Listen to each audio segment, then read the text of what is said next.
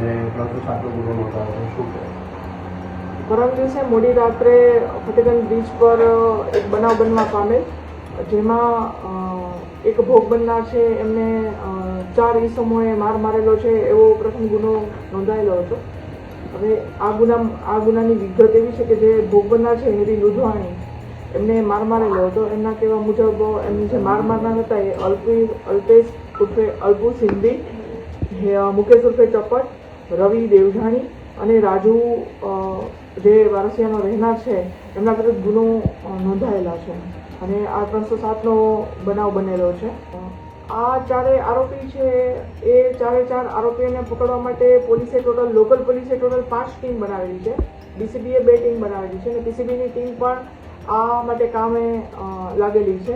એના માટે CCTV footage મેળવવા અને કઈ બાબતે મુખ્ય ઝઘડો થયો છે અને આ ઝઘડોનો કોઈ રિફરકેશન છે, મતલબ કે પહેલાં કોઈ ઝઘડો થયેલો હતો એ બાબતે જાણતા ધ્યાને આવેલ છે કે વારસિયાની અંદર એક બનાવ બનેલો હતો અને એ બનાવ જે રવિ નામનો જે આ કામનો આરોપી છે એમને ત્યાં ફરિયાદ હેરી, વિવેક અને કૃણાલ વિરુદ્ધ કરેલી છે.